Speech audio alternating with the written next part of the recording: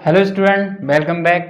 तो हमने जो इस समय हम पढ़ रहे थे इलेक्ट्रोस्टैटिक फील्ड या वैद्युत क्षेत्र, उस पे हमने जो कंसेप्ट्स थे हमने जो उसमें कूलम्ब्स लॉ और आवेश यानी कि चार्जेस के बारे में पढ़ा।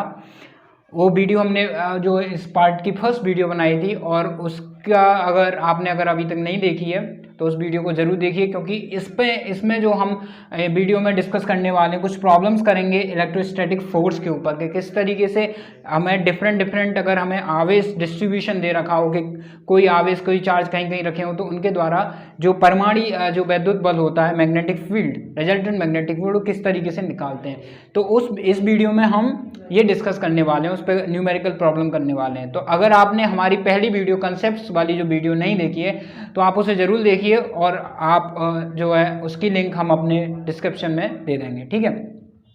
तो हमने लास्ट वीडियो में देखा कि जब हमारे चार्ज अपोजिट होते हैं, सेम चार्ज होते हैं, तो वो एक दूसरे को क्या करते हैं, रिपेल करते हैं। उन पर जो बल लगता है, पहले चार्ज अगर ये चार्ज 1 है, चार्ज 2 है, तो चार्ज 1 पर जो बल चार्ज 2 के द्वारा इस दिशा में लगेगा, और चार्ज 2 पर जो 1 के द्वारा जो बल है वो इस दिशा में लगेगा। और अगर वो आवेश जो है अपोजिट आवेश है, एक पॉजिटिव एक नेगेटिव है, तो पहले पे जो बल लगेगा दूसरे के द्वारा वो इस दिशा में लगेगा, दूसरे पे जो पहले के द्वारा बल लगेगा वो इस दिशा में लगेगा, वो एक दूसरे को अट्रैक्ट करेंगे। तो इसमें जो है आपको प्रॉब्लम्स कभी कभी पूछ ली जाती हैं। तो आपके हम सबसे पहली जो प्रॉब्लम है वो हम डिस्कस करने वाले हैं कि अगर आपको कोई स्क्वायर दे रखा हो, ठीक है, वर्ग दे रखा है, और उसके चारों कोने पे 4 आवेश रखे हुए हैं। एक मान लीजिए ये Q1 है, ये धनात्मक आवेश है, प्लस आवेश है, ये किसी भी तरीके से हो सकते हैं। ये भी मान लीजिए प्लस आवेश है Q2, और ये जो है माइनस Q है Q3, और ये प्लस, ये भी माइनस का Q4 मान लीजिए। ऐसे भी लास्ट वीडियो में मैंने कुछ अलग बनाया था, यहाँ पॉजिटिव था यहाँ नेगेटिव था, यहाँ फिर पॉजिटिव था यहाँ नेगेटिव था।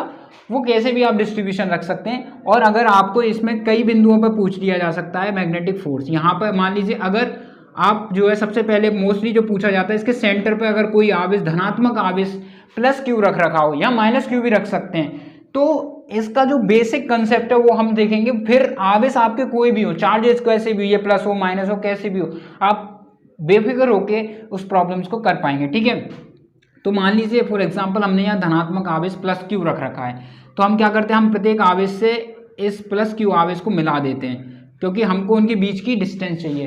तो सबसे पहले क्या करते हैं, हम पहला पॉइंट कि हम ड्रॉ करते हैं फोर्स डायग्राम कि कौन सा आवेश कौन सा बल किस दिशा में लग रहा होगा, फोर्स डायग्राम, ठीक है। बल का रेखा चित्र बनाते हैं, बल का रेखा चित्र बनाएंगे सबसे पहले, ठीक है, बल का रेखा चित्र, ठीक है। तो हम बल का रेखा चित्र बनाएंगे। तो देखिए पहले आवेश Q1 के द्वारा प्लस Q पर जो लगेगा, देखिए ये भी धनात्मक आवेश है, ये भी धनात्मक आवेश है, तो आपको पता है धनात्मक आवेश के द्वारा जो बल की दिशा होती है वो उससे आवेश से क्या होती है, दूर होती है। मैं इस प्लस Q को यहाँ लिख लेता हूँ, ठीक है। तो किस तरफ होगी, इस Q1 के द्वारा इस प्लस Q आवेश पर जो बल लगेगा वो इस दिशा में लगेगा। तो ये हो गया बल ऑन Q ड्यू टू आवेश Q1, इस तरीके से इसे लिख लेंगे, ये इसकी दिशा हो गई, ठीक है। अब आवेश Q2 के द्वारा इस पे, तो देखिए ये भी पॉजिटिव आवेश है, ये भी पॉजिटिव आवेश है, दोनों धनात्मक आवेश हैं, तो बल किधर लगेगा, आवेश से दूर, आवेश से दूर। और किस पे लाइन करेगा, उनको मिलाने वाली बीच की जो सदिश वेक्टर है उससे जो है इस पर ही लाई करेगा। मैंने पहली वीडियो में डिस्कस कर चुके हैं। तो इस पर जो आवेश बल की दिशा होगी Q/2 ड्यू टू 2, Q3 ये नेगेटिव आवेश है और ये धनात्मक आवेश है, तो बल किस तरफ लगेगा, नेगेटिव आवेश की तरफ। किस तरफ लगेगा, इस तरफ ही लगेगा। तो अब बल यहाँ पे होगा Q पर 3 के द्वारा, आवेश 3 के द्वारा, ठीक है। तो ये दोनों बल Q1, ऐसे कंफ्यूज नहीं होना, ये दोनों बल एक ही दिशा में बिल्कुल हैं। Q4 पॉजिटिव आवेश, तो ये क्या करेंगे, एक दूसरे को अट्रैक्ट करेंगे, तो बल किधर लगेगा, नेगेटिव आवेश की तरफ, इस तरीके से F on Q due to 4। देखा, इस तरीके से सबसे पहले हम बल का रेखा चित्र बनाएंगे, ड्रॉ करेंगे, फोर्स डायग्राम को करेंगे, किस दिशा में कौन सा बल लग रहा है, इस तरीके से, ठीक है। इसी में ब्रीफली मैं छोटे से डिस्कस कर लेता हूँ। मान लीजिए आपको आवेश बदल दिए जाते हैं, ये प्लस आवेश है, ये माइनस आवेश है, ये माइनस आवेश है, ये प्लस आवेश है, इस तरीके से, ठीक है। या इनको अपोजिट ले लेते हैं, ठीक है, ये माइनस है तो इसको भी माइनस कर लेते हैं, ये प्लस कर लेते हैं, और यहाँ पे बीच में माइनस Q आवेश रख लेते हैं। कैसा आवेश रख लेते हैं, माइनस Q। तो इसे जल्दी से देखेंगे, कि इसका डायग्राम कैसे बनाएंगे। फिर से एक कंसेप्ट को देखिए, ये धनात्मक आवेश है Q1, ये Q2 है, ये Q3 है, Q4 है, ये धनात्मक आवेश है, ऋणात्मक आवेश है, तो इस पर बल किस तरफ लगेगा, इस तरफ, अट्रैक्टिव फोर्स, ठीक है, एक दूसरे को अट्रैक्ट करेंगे Q पे 1 के द्वारा। ये ऋणात्मक आवेश है, ये भी ऋणात्मक आवेश है, दोनों क्या करेंगे, एक दूसरे को रिपेल करेंगे, दूसरे को रिपेल करेंगे तो बल किधर लगेगा, अपोजिट, बिल्कुल बल उससे दूर लगेगा, ऋणात्मक आवेश है, दोनों एक दूसरे को रिपेल कर रहे हैं, तो Q पे 2 के द्वारा जो बल की दिशा होगी वो ये हो जाएगी। ये धनात्मक आवेश है, ये ऋणात्मक आवेश है, दोनों एक दूसरे को अट्रैक्ट करेंगे तो किधर लगेगा बल, इधर, इसकी तरफ, तो FQ3, ठीक है। ये भी ऋणात्मक आवेश है, ये भी ऋणात्मक आवेश है, फिर से वो एक दूसरे को रिपेल करेंगे, प्रतिकर्षित करेंगे, तो बल किधर लगेगा, आवेश से दूर, FQ4। देखिए इस तरीके से हम सबसे पहले डायग्राम बना सकें। इस तरीके से कई तरीके से प्रॉब्लम बना सकते हैं। आपके लिए मैं एक प्रॉब्लम दे रहा हूं, अगर आप खुद से ट्राई कीजिए, मतलब सबसे पहले हम डायग्राम ही बनाएंगे। आपको जो है ये माइनस है, ये माइनस है, ये प्लस है, ये प्लस है, और अगर यहाँ पे कोई भी आवेश दे रखा है तो मैं माइनस Q दे रखा है, माइनस का Q, तो इसके लिए खुद से बना के देखेंगे कि बल की दिशा हर आवेश के द्वारा किधर होगी। तो सबसे पहले हम क्या करेंगे, ड्रॉ करेंगे, फोर्स डायग्राम ड्रॉ करेंगे हम। तो हमारी प्रॉब्लम पहली हो गई फोर्स डायग्राम को ड्रॉ करना। दूसरा है कि हमें उन आवेशों के बीच की डिस्टेंस निकालनी है, find distance, find the distance between charges, distance between charges, दोनों आवेशों के बीच की दूरी निकालनी, क्योंकि हमें लॉरेंज फोर्स लगाना है। कूलम का बल क्या कहता है, Q1 Q2 over R square. ये दूरी नहीं पता होगी तो हम ये वैल्यू कैसे निकालेंगे, तो हमें दूरी बतानी है, find the distance between the charges, ठीक है, आवेश के बीच की दूरी, आवेश के बीच की दूरी निकालेंगे अब हम।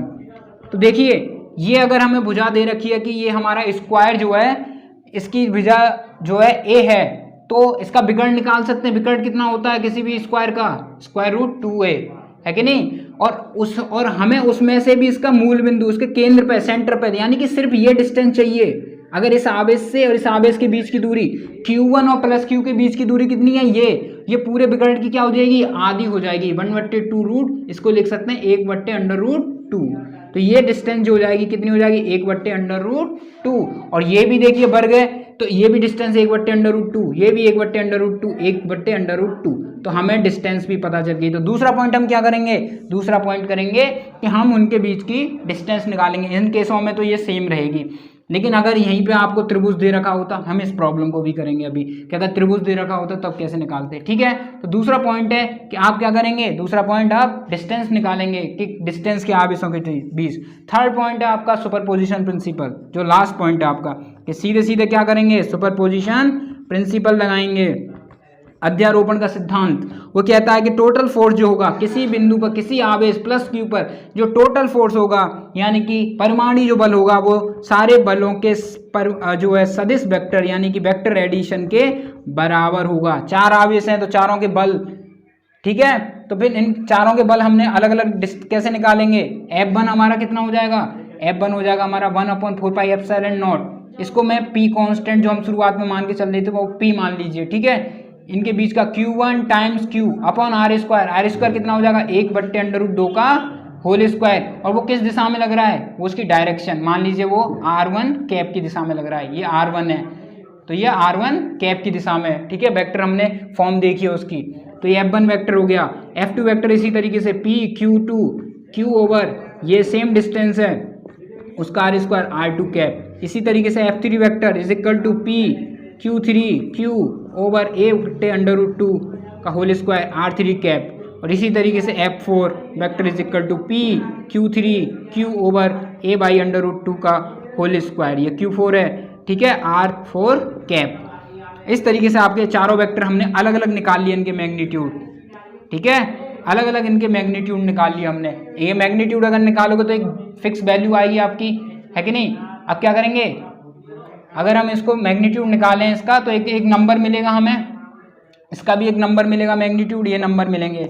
फिर हम क्या करते हैं, हमारा जो डायग्राम है उसमें देखते हैं। देखिए F1 जो लग रहा है हमारा इस दिशा में लग रहा है, उसके अपोजिट दिशा में कौन सा बल लग रहा है, और F2 भी इसी दिशा में, F3 भी इसी दिशा में लग रहा है। तो F1 और F3 क्या हो जाएंगे, दोनों ऐड हो जाएंगे, दोनों ऐड कर लेंगे। अब दोनों के मैग्नीट्यूड क्या हो जाएंगे, ऐड हो जाएंगे, क्योंकि सेम दिशा में आपको वेक्टर एडिशन पढ़ा होगा कि जब दो वेक्टर किसी एक ही पर्टिकुलर दिशा में सेम डायरेक्शन में हो तो उनके मैग्नीट्यूड क्या हो जाते हैं, उनके जो मैग्नीट्यूड जुड़ जाते हैं। तो F1 vector plus F3 vector से हमें एक मान लीजिए कोई वेक्टर हमें F प्राइम मिला, F, ठीक है, कोई एक सदिश मिला, मान लीजिए FP, मान लीजिए कुछ भी मान लीजिए इसे F वेक्टर, ठीक है, P मान लीजिए, ये 1 और 3 के द्वारा 1 3 मान लीजिए इसे 1 और 3 के द्वारा वेक्टर मिला, ठीक है। इसी तरीके से देखिए F4 और F2 और F4 भी सेम दिशा में, दोनों भी इसी दिशा में, तो वो भी आपस में जुड़ जाएंगे। तो उनके बीच का 2 4 का जो परिमाणी सदिश होगा वो क्या होगा,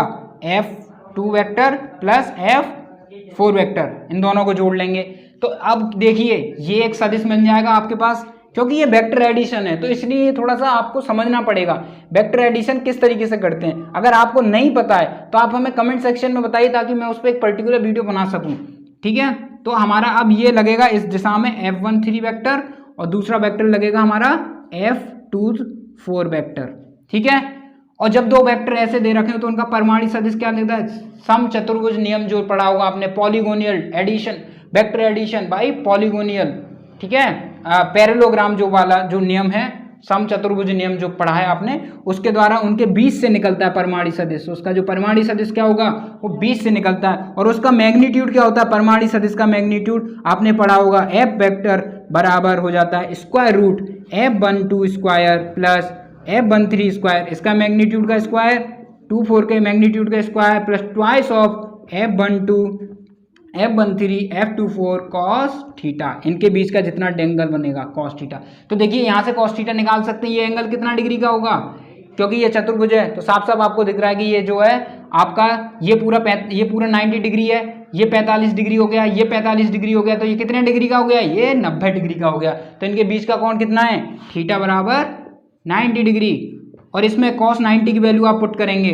ठीक है। कॉस 90 की वैल्यू कितनी होती है, 0, तो ये क्या हो जाएगा, ये पूरा पार्ट क्या हो जाएगा, कॉस 90 कितना होता है 0, ठीक है, तो ये पूरा 0 हो जाएगा। तो आपका ये बचेगा स्क्वायर रूट, तो ये यहाँ से मैग्नीट्यूड आप निकाल लेंगे इन बलों का, साफ साफ रखेंगे और उसका स्क्वायर रूट निकाल लेंगे, यही आपका परिमाणी सदिश होगा। तो इन प्रॉब्लमों को इस तरीके से करते हैं। तो सबसे पहले आप फोर्स डायग्राम ड्रॉ करेंगे, फिर आवेशों के बीच की दूरी निकालेंगे, फिर आप जो है सुपरपोजिशन प्रिंसिपल लगाएंगे और फिर वेक्टर एडिशन करके आप सॉल्व कर लेंगे। फिर अगेन कह रहा हूँ, अगर आप पे वेक्टर एडिशन नहीं आता है तो आप हमें बताइए, ठीक है। तो इसी तरीके की दूसरी प्रॉब्लम आती है आपकी। अब मान लीजिए अभी तो ये वर्ग था, स्क्वायर था, अब आपको एक इक्विलेटरल ट्रायंगल दे दिया जाता है, यानी कि समकोण त्रिभुज। समकोण त्रिभुज के तीन बिंदुओं, तीनों केंद्रों जो है, जो शीर्ष हैं, उन पे आवेश रख दिया जाता है, Q1 minus Q2 plus Q3। तो एक तो ये पूछ लिया जाएगा कि आवेश Q3 पर बल बताइए, आवेश Q3 पर बल बताइए, आवेश Q1 और Q2 के द्वारा, ठीक है। अभी क्या करना है हम कि आवेश Q1 और Q2 के द्वारा आवेश Q3 पर बल निकालना है, ठीक है। तो अब क्या करेंगे, सेम चीज, सबसे पहले हमारा पूरा जो पुराना कंसेप्ट है, सबसे पहले रेखा चित्र। तो देखिए इस पर फोर्स डायग्राम बनाते हैं, प्लस Q3, तो देखिए ये प्लस है आवेश, ये भी प्लस आवेश है, तो बल किधर लगेगा, दोनों एक दूसरे को क्या करेंगे, रिपेल करेंगे, तो बल दूर, फोर्स से दूर, बल चार्ज से दूर, F3 पर 1 के द्वारा, बिल्कुल वही पुराना कंसेप्ट। ये देखिए ये नेगेटिव है, ये पॉजिटिव है, तो दोनों एक दूसरे को क्या करेंगे, अट्रैक्ट करेंगे, तो बल किधर लगेगा, साफ साफ सीधा सीधा इधर, फोर्स 3 पर, चार्ज बल 3 पर 2 के द्वारा, बिल्कुल ठीक है। दोनों वेक्टर हो गए, ठीक है। अब इनकी अगर ये समकोण त्रिभुज है तो समकोण त्रिभुज की तीनों भुजाएं सेम होती हैं, ठीक है, समबाहु, ठीक है, सॉरी ये समबाहु त्रिभुज है, ठीक है आपका। तो इसकी तीनों भुजाएं क्या होंगी, सेम होंगी, ये भी ए होगा, ये भी ए होगा। तो आपको यहाँ तो दूरी निकालनी नहीं है, साफ साफ दे रखी, इसके बीच की दूरी क्या है, ए, इसके बीच की दूरी क्या है, ए, तो बिल्कुल कोई जरूरत नहीं है, डिस्टेंस आपको दे रखी है। फिर क्या करते हैं, सुपरपोजिशन प्रिंसिपल, टोटल फोर्स जो लगेगा F वेक्टर वो F31 के वेक्टर प्लस F32 वेक्टर के वेक्टर एडिशन के बराबर होगा। फिर से हमारा जो चतुर्भुज समचतुर्भुज जो नियम था उनके द्वारा जो बल जो इनका परिमाणी सदिश होगा वो इन दोनों बलों के बीच से गुजरेगा। F वेक्टर का दिशा क्या होगी, वो ये होगी, और इनके बीच का कोण अगर थीटा डिग्री हो, आप इनके बीच का कोण निकाल सकते हैं कि नहीं निकाल सकते। देखिए ये समबाहु त्रिभुज है, ये 60 डिग्री होता है, ये भी 60 डिग्री होता है, तो ये बिल्कुल ये क्या हो गया, इतना 60 डिग्री हो गया, ये इतना 60 डिग्री हो गया, तो टोटल कोण कितना हो गया, 120 डिग्री का कोण है। F1 और इन दोनों वेक्टरों के बीच का कोण कितना है, 120 डिग्री है कि नहीं। तो आप फिर से इसका मैग्नीट्यूड निकालेंगे, तो फिर से आप रिजल्टेंट वेक्टर का मैग्नीट्यूड का फॉर्मूला इस्तेमाल करेंगे, F31 का स्क्वायर प्लस F32 का square plus twice F31 F32 cos theta. यहाँ पे कॉस थीटा की बने 120 की वैल्यू रखेंगे और आप इसे सॉल्व कर लेंगे वैल्यूज पुट करके, मैग्नीट्यूड पुट करके, ठीक है। तो मैग्नीट्यूड कहाँ से निकालेंगे, इसका परिमाण कहाँ से निकालेंगे, कूलम्ब्स के नियम से, साफ साफ, ठीक है। तो इस तरीके की प्रॉब्लम होती है। इसी प्रॉब्लम को कभी कभी मॉडिफाई कर दिया जाता है, ये यहाँ पे ना पूछ के तीनों आवेशों के द्वारा इसके केंद्र पर पूछ सकता है कि समबाहु त्रिभुज के केंद्र पर अगर कोई आवेश प्लस क्यू दे रखा हो, अब क्या आवेश दे रखा है, प्लस क्यू आवेश दे रखा है, तो उस पर आपको अब परिमाणी सदिश की वैल्यू बतानी है एट आवेश क्यू पर। तो वही कंसेप्ट, पहले डायग्राम ड्रॉ करेंगे। देखिए ये धनात्मक आवेश है, ये भी पॉजिटिव आवेश है, तो बल किधर लगेगा, दूर क्यू पर 1 के द्वारा। ये ऋणात्मक है, ये धनात्मक है, बल किधर लगेगा, इसकी तरफ, ऋणात्मक की तरफ अट्रैक्ट करेंगे एक दूसरे पे, क्यू के द्वारा 2 पर, ठीक है। ये धनात्मक है, ये भी धनात्मक है, तो बल किधर लगेगा, इस तरफ FQ3 पे। तो आपका बल डायग्राम अगर मैं यहाँ से ऐसे उठा लूँ बिल्कुल कॉपी करके, तो वो कुछ इस तरीके से, ये आपका F1 हो गया, ये F2 हो गया और ये F3 हो गया, ठीक है। तो पहले आपने बल डायग्राम बना लिया, फिर उनके बीच की दूरी। तो आपको पता है समबाहु त्रिभुज में ये अगर ये A है, ये O है, ये D है, तो AO डिस्टेंस जो होती है वो 2/3 ऑफ AD होती है, ठीक है, ओके। और ये वाली जो दूरी होंगी, अगर ये मान लीजिए B है, ये C है, तो AO is equal to BO, क्योंकि ये सेंटर है तो ये दूरी क्या होंगी, ये दूरी CO सेम हो जाएंगी। और AO जो होगी आपकी 1/√2L, अगर L नहीं, ये अगर पूरी डिस्टेंस A है तो ये हो जाएगी 1/√3L, ठीक है, 1/√3L, ये पूरी डिस्टेंस ये हो जाएगी, ठीक है। तो अब आपने डिस्टेंस भी निकाल ली, पहले डायग्राम बनाया फिर डिस्टेंस निकाल ली, हर एक आवेश के द्वारा डिस्टेंस ही होगी। आप क्या करेंगे, सबरे F1 F2 F3 के आप पहले मैग्नीट्यूड निकालेंगे कूलम्ब का लॉ इस्तेमाल करके, फिर क्या करेंगे, फिर आप सुपरपोजिशन प्रिंसिपल लगाएंगे। तो सुपरपोजिशन प्रिंसिपल में F वेक्टर जो होगा वो F1 vector plus F2 vector plus F3 vector के बराबर होगा, ठीक है। तो अगर आप देखिए इसमें, देखिए इस तरीके से बनना है।